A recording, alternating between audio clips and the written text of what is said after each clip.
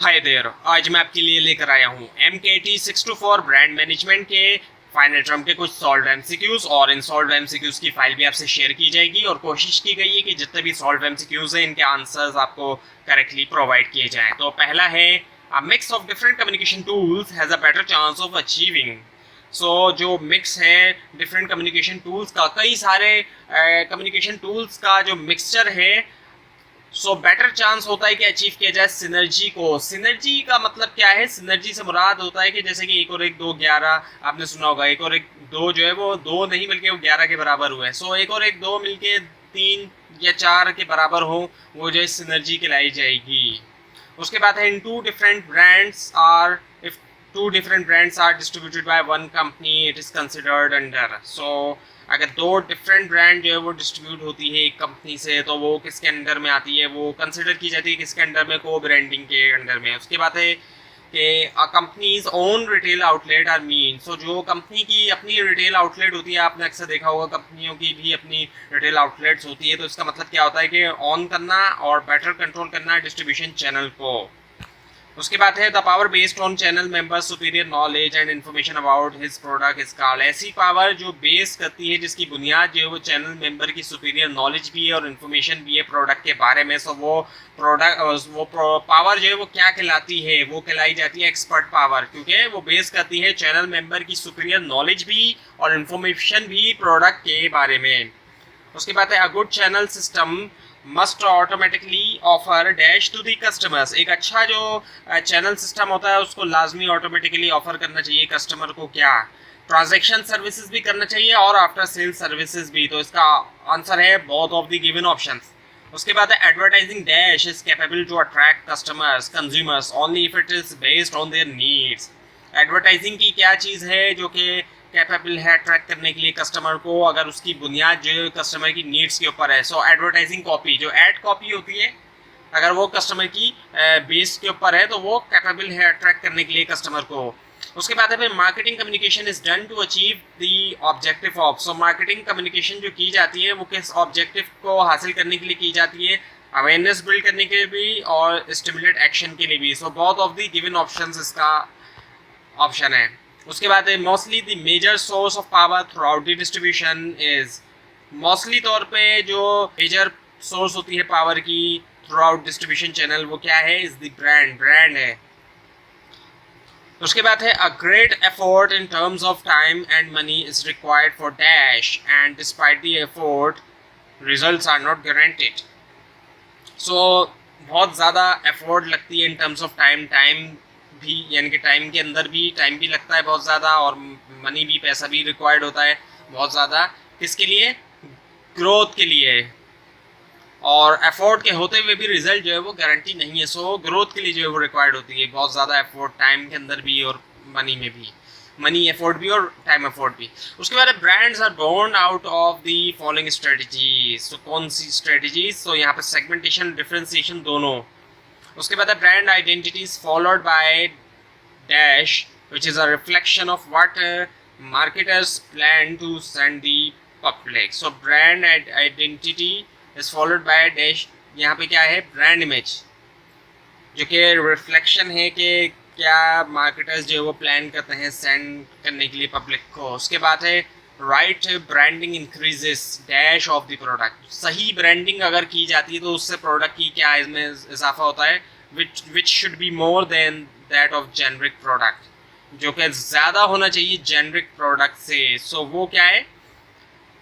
Value. सही branding अगर की जाती है तो उससे वैल्यू जो है प्रोडक्ट की, उसके अंदर इजाफा होता है जब सही ब्रांडिंग की जाती है किसी भी प्रोडक्ट की। उसके बाद है, dash are incurred by brands because of failures and questionable business practices that में increase cost and liabilities. So incurred by brand because of failure, failure की वजह से जो होती है, और क्वेश्चनेबल बिजनेस प्रैक्टिसेस, सवालिया यानी कि निशान जिन पे उठे ऐसी बिजनेस प्रैक्टिसेस जो कि इंक्रीज करती हैं कॉस्ट को भी और लाइबिलिटीज। तो वो है ब्रांड लाइबिलिटीज। उसके बाद है, introduction of more brands and extension leads to dash with no new benefits to the consumer. जब इंट्रोड्यूस किया जाता है ज़्यादा ब्रांड्स को और एक्सटेंशन, उससे क्या होता है? डैश होता है with no new benefits to customer, बगैर किसी नए बेनिफिट्स के कस्टमर को। सो ब्रांड प्रोलिफ्रेशन इंट्रोड्यूस जब किया जाता है नई ब्रांड को और एक्सटेंशन, उससे क्या होता है कि ब्रांड प्रोलिफ्रेशन होती है और कोई नया बेनिफिट नहीं होता कस्टमर के लिए। उसके बाद है while defining the industry during the analysis brand managers must consider.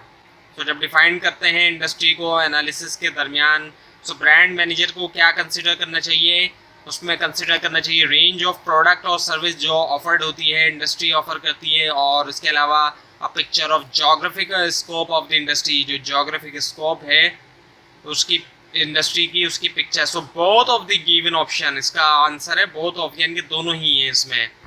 उसके बाद में डिफरेंस जो है कंपनी के प्रेजेंट फाइनेंशियल पोजीशन में और फाइनेंशियल ऑब्जेक्टिव में, जो इन दोनों के दरमियान डिफरेंस है वो क्या है, वो है कंट्रीब्यूशन गैप।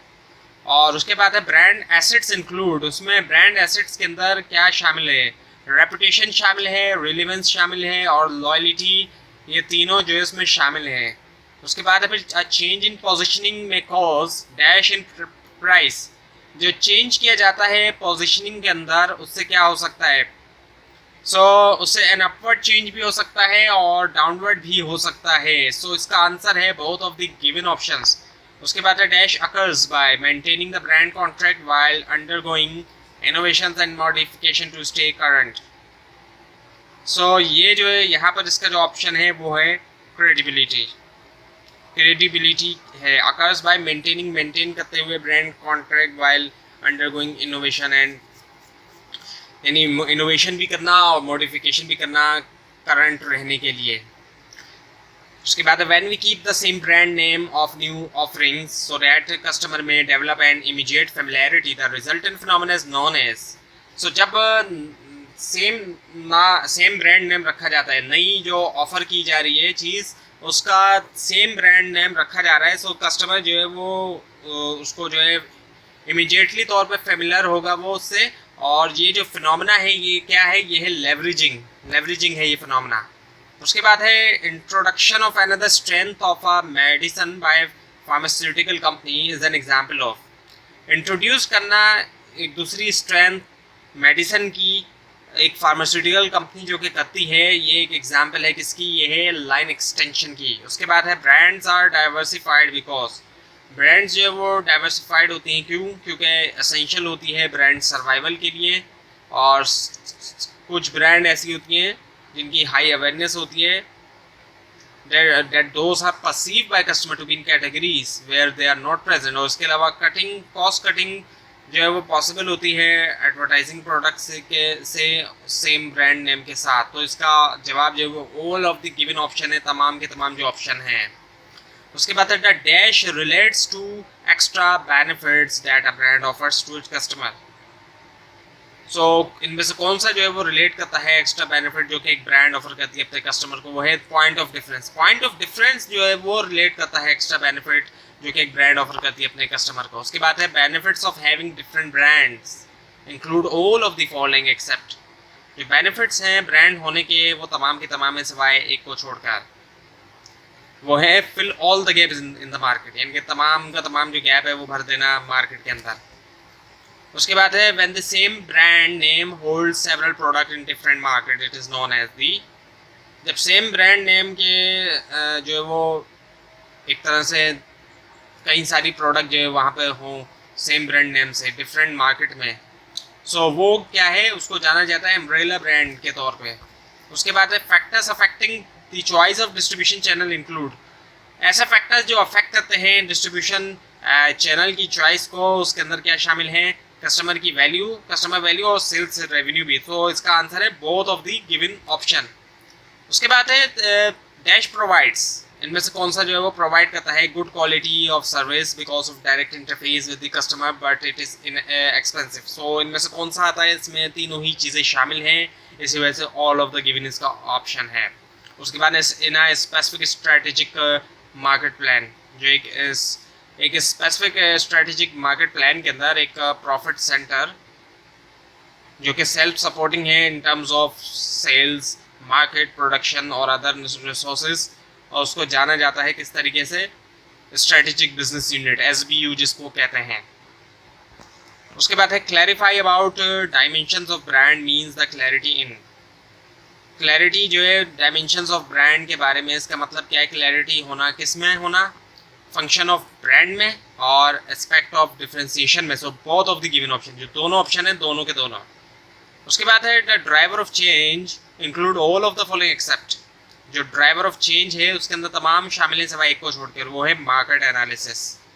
उसके बाद है शान food is involve in selecting and analysing a target market. शान फूड जो है वो इन्वॉल्व है सिलेक्टिंग में और एनालाइज करने में एक टारगेट मार्केट को और डेवलप करने में मार्केटिंग मिक्स को, ताकि हासिल कर सके लॉन्ग रन कॉम्पिटिटिव एडवांटेज। सो इस एग्जाम्पल की बुनियाद के ऊपर शान फूड क्रिएट कर रही एक मार्केटिंग स्ट्रेटजी। इसके बाद फिर which of the following is not a reason of selling service is difficult. इनमें से कौन सा जो है वो एक रीज़न नहीं है selling a service is difficult. इसका रीज़न नहीं है कि सेलिंग आ सर्विस जो है, यानी कि सर्विस को सेल करना जो है वो डिफ़िकल्ट है। तो इनमें से कौन सा रीज़न नहीं है? सो वो है customer can never be satisfied with the service. वो है ये कि कस्टमर जो है वो कभी भी सेटिस्फाई नहीं हो सकता सर्विस के साथ। सो ऑब्वियसली बात है, ऐसा पॉसिबल है कि कस्टमर सेटिस्फाई हो सकता है। उसके बाद है often the direct consumer of a non profit organization are its. अक्सर जो है जो डायरेक्ट कंज्यूमर होते हैं नॉन प्रॉफिट ऑर्गेनाइजेशन के, वो उसके अपने क्लाइंट्स में पब्लिक होती है। उसके बाद है dash organization is customer centric and all the decisions it make are based on involvement of all in the organization. एक कौन सी ऑर्गेनाइजेशन होती है जो कस्टमर सेंट्रिक होती है और तमाम जो डिसीजन होते हैं उसके वो होते हैं बेस करते हैं इन्वॉल्वमेंट के ऊपर तमाम की ऑर्गेनाइजेशन के अंदर। सो वो है ब्रांड बेस्ड ऑर्गेनाइजेशन। उसके बाद है measuring your brand's performance mean you are अपनी ब्रांड परफॉर्मेंस को मेजर करने का मतलब क्या है? आप क्या कर रहे हैं? मैनेज कर रहे हैं। Manage your brand right, manage your brand right. उसके बाद है PIA runs a series of television commercial. PIA जो है वो रन करती है सीरीज जो है टेलीविजन कमर्शियल की, जो कि क्या करते हैं? शो करते हैं it staff going out of their way to help customer. An important secondary audience for this ads is. जो एक इम्पॉर्टेंट सेकेंडरी ऑडियंस है, जो प्राइमरी नहीं बल्कि सेकेंडरी जो ऑडियंस है इन एड्स की, जो PIA एड्स रन कर रही है, वो कौन सी ऑडियंस है? वो PIA के एम्प्लॉयज़ हैं, PIA एम्प्लॉयज़ हैं। उसके बाद है which one of the following form of asset the brand has. So किस तरह का एसेट है ब्रांड जो है वो किस तरह के एसेट के अंदर आती है? यानी कि ब्रांड वो है इंटेंजिबल एसेट्स के अंदर। इंटेंजिबल ऐसे होते हैं जो कि फिजिकली जिनकी एग्जिस्टेंस नहीं होती। उसके बाद है the functional risk of brand is related to. जो फंक्शनल रिस्क होता है ब्रांड का वो रिलेट करता है किससे? परफॉर्मेंस से। परफॉर्मेंस की बात हो रही है, फंक्शन की बात हो रही है, तो फिर परफॉर्मेंस की बात हो रही है। उसके बाद है अ डिफरेंशिएटेड प्रोडक्ट में be unique in the market place. एक डिफरेंशिएटेड प्रोडक्ट जो यूनिक हो सकती है मार्केट प्लेस में, but it will only be successful under which of the following circumstances. लेकिन ये सिर्फ सक्सेसफुल होगी कौन से सर्कमस्टांसेस के अंडर? वो है अगर वो सेटिस्फाई करे कस्टमर्स की नीड को, कस्टमर की नीड को अगर वो सेटिस्फाई करे तब। उसके बाद है choosing a suitable international brand name is an important. एक सूटेबल इंटरनेशनल ब्रांड नेम को चूज करना है तो important but often difficult part of the process that create a strong and distinctive brand. Which of the following statement about choosing a brand for new soft drink is untrue? So इनमें से कौन सा statement जो है वो choose करने के बारे में एक नाम जो है न्यू सॉफ्ट ड्रिंक के बारे में अनट्रू है? अनट्रू। सो वो है the brand name must be modern and contemporary. ये जो है ये अनट्रू है। नेम जो है वो क्या होना चाहिए? मेमोरेबल होना चाहिए, इजी टू प्रोनाउंस होना चाहिए। नेम जो है मस्ट बी ऐसा होना चाहिए जो चेक करें एक्सपर्ट्स चेक करें, एक्चुअली एक्सपर्ट चेक करें नेम को, और ताकि ऐसा कोई नाम ना हो जो पहले से मौजूद है। और इसके अलावा और नेम जो है वो ऐसा हो जिसकी पॉजिटिव एसोसिएशन हो, कोई ताल्लुक जुड़ा हो पॉजिटिवली तौर पे, जो बेनिफिट्स हैं और जो फीचर्स हैं प्रोडक्ट के उनके साथ, ऐसा नाम होना चाहिए। सो ये जो है कि ब्रांड नेम जो है लाजमी मॉडर्न हो और कंटेम्प्रेरी हो, ये जो है ये अनट्रू स्टेटमेंट है। उसके बाद है विच of the following is the indicator of brand strength, इनमें से कौन सा जो है वो इंडिकेटर है ब्रांड स्ट्रेंथ का, वो है ग्रोथ रेट। और उसके बाद है there are lot of customers have the knowledge of brand, कई सारे कस्टमर्स हैं जिनके पास नॉलेज है ब्रांड की, they are incline to be bound in contract, so a customer bound by contract is known as, एक कस्टमर जो है वो बाउंड बाय कॉन्ट्रैक्ट उसको जाना जाता है किस तरीके से, लॉयल कस्टमर। उसके बाद है विच of the following is the best example of implicit promise, अब इनमें से कौन सा जो है वो बेहतरीन एग्जाम्पल है, बेहतर एग्जाम्पल है इम्प्लिसिट प्रॉमिस की, वो कौन सी है, वो है ग्रीन टी। उसके बाद है developing budgets and steering resources into strategy are critical areas of success, correlate which of the following strategy, so develop करना बजट्स को, स्टीयरिंग करना रिसोर्सेज को स्ट्रेटजी के अंदर, ये क्रिटिकल एरियाज है सक्सेस के, कोरिलेट करते हैं इनमें से कौन सी स्ट्रेटजी, वो है इम्प्लीमेंटिंग स्ट्रेटजी, इम्प्लीमेंटेशन की। उसके बाद है process of establishing and maintaining a distinctive place in the market for an organization और its specific product offer is known as, ऐसा प्रोसेस जिसके जरिए इस्टेब्लिश किया जाता है, मेंटेन किया जाता है एक डिस्टिंक्टिव प्लेस, एक अलग जगह मार्केट के अंदर होना एक ऑर्गेनाइजेशन के लिए या फिर उसकी अपनी एक ख़ास प्रोडक्ट ऑफर के लिए, वो कहलाया जाता है पोजीशनिंग कहलाया जाता है। पोजीशनिंग के अंदर यही होता है, एक डिस्टिंक्टिव प्लेस होती है, चाहे वो अपनी ऑर्गेनाइजेशन के लिए हो या फिर एक ख़ास प्रोडक्ट ऑफर के लिए। उसके बाद है dash is either the head of marketing department, में से कौन सा ऐसा मैनेजर है जो कि हेड होता है या तो मार्केटिंग डिपार्टमेंट का या फिर मेजर ब्रांड का, और वो रिस्पॉन्सिबल होता है ब्रांड स्ट्रेटजी के लिए और इम्प्लीमेंटेशन के लिए and important for complete performance of the brand, so वो ऑफिसर होता है, वो है चीफ ब्रांडिंग ऑफिसर, वो हेड होता है मार्केटिंग डिपार्टमेंट का या फिर मेजर ब्रांड का। उसके बाद है dash shows shows how consistent customers are in buying your product, how long they have been buying and how long they may buy, इनमें से कौन सी ऐसी लॉयल्टी है जो ये शो करती है कि कंसिस्टेंटली कस्टमर जो है वो बाई कर रहा है आपकी ब्रांड को, और कितना लंबा जो है वो बाई कर रहा है और कितना लंबा जो है वो बाई कर सकता है। सो ये चीज़ जो है कस्टमर लॉयल्टी में आती है, जब कस्टमर लॉयल होता है तो वो कंसिस्टेंटली बाई करता है एक प्रोडक्ट को, और जितनी ज़्यादा कस्टमर लॉयल्टी होगी उतना लंबा वो बाई करता है और उतना लंबा वो बाई कर सकता है। उसके बाद है द ब्रांड स्टेचर इस कंस्ट्रक्ट इज इक्विवेलेंट टू, जो ब्रांड स्टेचर कंस्ट्रक्ट है वो इक्विवेलेंट है किसके, एस्टीम मल्टीप्लाइड बाय नॉलेज के। उसके बाद है this pricing model offers opportunity to set different levels of pricing for different need is known as, so ये जो प्राइसिंग मॉडल है ये ऑफर करता है अपॉर्चुनिटी डिफरेंट सेट करने के लिए, different level of pricing different needs के लिए, different levels of pricing different needs के लिए। सो ये जो है सेगमेंट प्राइसिंग कहलाई जाती है। सेगमेंट प्राइसिंग का जो मॉडल है ये अपॉर्चुनिटी ऑफर करता है, अपॉर्चुनिटी सेट करने के लिए डिफरेंट जो है level of price different needs के लिए। उसके बाद है अगर एक company introduce a new brand, एक कंपनी जो है वो इंट्रोड्यूस करती है एक new brand under source brand के अंदर, या फिर एंडोर्स करती है ब्रांड स्ट्रेटजी ताकि गेन करे वो बेनिफिट जो है ब्रांड पावर के, ब्रांड पावर का जो बेनिफिट है उसको गेन करे, you again are in a position to charge a premium price. तो प्रीमियम प्राइस जो है वो यहाँ पे चार्ज किया जा सकता है, एक इस पोजीशन में है कि प्रीमियम प्राइस जो है वो चार्ज किया जा सके, क्योंकि कंपनी जो है वो इंट्रोड्यूस कर रही है एक नई ब्रांड सोर्स ब्रांड के अंदर या फिर एंडोर्स कर रही है वो ब्रांड स्ट्रेटजी ताकि वो गेन कर सके जो ब्रांड पावर है उसके बेनिफिट्स को। उसके बाद है dash is a mode of directing marketing oz to well structured communication in the forms of catalog. So इनमें से कौन सा जो है वो मोड है डायरेक्ट मार्केटिंग का, और टू वेल स्ट्रक्चर कम्युनिकेशन होती है कैटलॉग्स की फॉर्म में। सो ये जो है टेली मार्केटिंग है। उसके बाद है advertising is a part of sales promotion by creating awareness and comprehension that forms are level of. So advertising जो है वो सेल्स प्रमोशन का हिस्सा है और इसके अंदर क्या किया जाता है, अवेयरनेस क्रिएट की जाती है एंड कॉम्प्रिहेंशन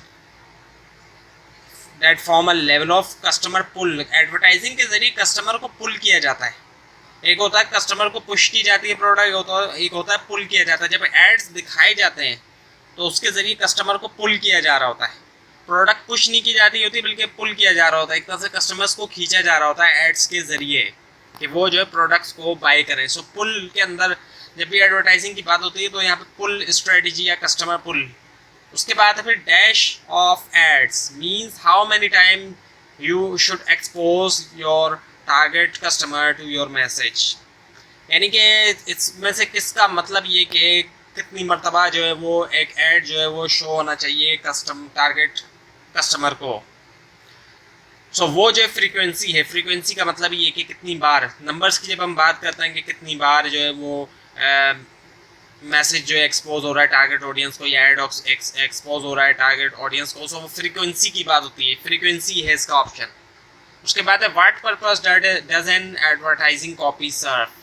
इनमें से कौन सा जो पर्पस है एक एडवर्टाइजिंग एड कॉपी जो होती है वो सर्व करती है। सो तमाम के तमाम जितने भी यहाँ लिखे हुए हैं प्रोवाइड करती है वो degree of continuity brand advertising में, हेल्प करती है ब्रांड को अचीव करने में डिस्टिंक्टिवनेस, और प्रोवाइड करती है common benchmark on which all concern in the company and agency, जिसके ऊपर तमाम और जो कंसर्न होता है कंपनी का और एजेंसी का वो एवेल्यूएट कर सकती हैं जो मेरिट्स है एडवर्टाइजिंग सबमिशन से। तो इसका ऑप्शन है all of the given option, जितने भी ऑप्शन दिए गए हैं तमाम के तमाम ऑप्शन है। Management came in to being for which of the following reason. So brand management जो आई वो इनमें से किन रीजंस की वजह से आई। सो वो ये है कि company wanted to differentiate their products and highlight distinction in a competitive environment. Company जो है वो मुख्तलिफ बनाना चाहती है अपनी प्रोडक्ट्स को और हाईलाइट करना डिस्टिंक्शन कॉम्पिटिटिव इन्वायरमेंट में। कॉम्पिटिटिव वाला इन्वायरमेंट जो है यानी कॉम्पिटिटर्स वगैरह जहाँ पर हैं ऐसे इन्वायरमेंट के अंदर, क्योंकि ब्रांड की वजह से ही कंपनी एक प्रोडक्ट दूसरी प्रोडक्ट से डिफरेंट हो जाती है। जब कंपटीशन बहुत ज़्यादा है तो वहाँ पर ब्रांडिंग के ज़रिए ही एक प्रोडक्ट दूसरी प्रोडक्ट से जो है वो अलहदा हो जाती है। उसके वजह brands like to stay contemporary because किसकी वजह से इस कंटेम्प्रेरी रहती हैं ब्रांड्स जो है वो रह सकती हैं। सो वो है अप होल्डिंग द कॉन्ट्रैक्ट की वजह से। उसके बाद है फिर features and attributes of brand translate into benefit. Features और जो एट्रीब्यूट्स होते हैं ब्रांड्स के ट्रांसलेट होते हैं वो बेनिफिट्स के अंदर, and dash are also fulfilled along with this benefits. और इसके अलावा और भी क्या चीज़ है जो फुलफिल होती है साथ में इन बेनिफिट्स के, वो है कस्टमर वैल्यूज। सो फीचर्स और एट्रीब्यूट्स जो होते हैं ब्रांड्स के वो ट्रांसलेट होते हैं बेनिफिट्स में, और कस्टमर बेनिफिट्स भी जो है फुलफिल्ड होते हैं इन बेनिफिट्स के साथ कस्टमर वैल्यूज। सो एक अच्छा गुड ब्रांड कॉन्ट्रैक्ट, एक अच्छा जो ब्रांड कॉन्ट्रैक्ट है वो उसमें क्या क्या चीज़ें होनी चाहिए। Keep customer perspective in view, customer का जो पर्सपेक्टिव है उसको भी रखें, उसको भी देखे, व्यू में रखे। डिलीवर करे प्रोमिसेस जो कस्टमर के साथ किए गए हो वो प्रॉमिस, और अनअर्थ करे नेगेटिव प्रॉमिस। तो तमाम के तमाम जितने भी ऑप्शन दिए गए ये तमाम के तमाम all of the given option इसका आंसर है। उसके बाद है continuously renewing the differences make your product. Continuously तौर पे लगातार जो रिन्यू करना डिफरेंसेस को, आपकी प्रोडक्ट को क्या बनाता है। Conforming to the change behaviour and believes of the customer, जो चेंज बिहेवियर है उसके मुताबिक होना, और जो बिलीव्स है कस्टमर्स के, क्योंकि बिहेवियर भी टाइम बाय टाइम चेंज हो रहा है। सो कंटिन्यूसली रिन्यू करना डिफरेंसेस आपके प्रोडक्ट को क्या बनाता है कि conforming to the change behaviour, जो बिहेवियर चेंज हो रहा है उसके मुताबिक, और जो बिलीव्स है कस्टमर के। उसके बाद है brand based model reveal the following. So brand based model जो है वो क्या रिवील करता है, वो ये रिवील करता है कि कस्टमर क्यों जो है बाय करता है, why customer buy the brand buy, customer क्यों जो है वो बाय करता है ब्रांड्स को जिनको वो बाय करता है, एक तो ये। और इसके अलावा अंडरलाइन मोटिव क्या है परचेज करने के लिए ब्रांड को अपनी प्रेफरेंस वाली, और कंपनी जो है वो क्यों रखती है ब्रांड कंटेम्प्रेरी। सो ये तमाम की तमाम चीज़ें जो है एक ब्रांड बेस्ड मॉडल जो है वो रिवील करता है इन तमाम की तमाम चीज़ों को। So all of the given option है इसका आंसर। उसके बाद है the most important factor in brand management. जो मोस्ट इम्पॉर्टेंट जो फैक्टर है ब्रांड मैनेजमेंट के अंदर वो ये है कि इंश्योर करना कि your dash must be matching with customer perception. आपकी क्या चीज़ है जो मैच करना चाहिए कस्टमर के परसेप्शन के साथ, वो है ब्रांड्स परसोना। आपके जो ब्रांड परसोना है वो लाजमी मैच होना चाहिए, जो कस्टमर की परसेप्शन है उसके साथ ब्रांड परसोना को लाजमी मैच होना चाहिए। उसके बाद है while developing the brand picture, first of all you envision। So develop करते हुए जब डेवलप किया जाए ब्रांड पिक्चर को तो फर्स्ट ऑफ ऑल आपको इन्विजन करना चाहिए क्या एट्रीब्यूट्स, ऑब्सेशन, बेनिफिट्स हो तो तमाम की तमाम ऑल ऑफ द गिवन इसका आंसर। उसके बाद है टू हैव वैल्यू। तो वैल्यू होना अ ब्रांड मस्ट ऑफर। एक ब्रांड को लाजमी ऑफर करना चाहिए which are one of the following, इनमें से किसी एक को, इनमें से कौन सा एक। सो वैल्यू होते हुए एक ब्रांड को लाजमी ऑफर करना चाहिए इनमें से क्या, वो है consistency, a reduced level of perceived risk for the buyer, and a range of functional and emotional attributes which are of value to the buyer। ऐसी तमाम ये चीज़ें जो वैल्यू हो बायर के लिए, वैल्यू भी हो। एक तो कंसिस्टेंसी, एक रिड्यूस लेवल हो परसीव रिस्क का बायर के लिए, और रेंज हो फंक्शनल और इमोशनल एट्रीब्यूट्स जो कि वैल्यू हो बायर के लिए। तो ये हुई आज की वीडियो जिसके अंदर आपको ब्रांड मैनेजमेंट के कुछ सॉल्व एमसीक्यूज करवाए गए।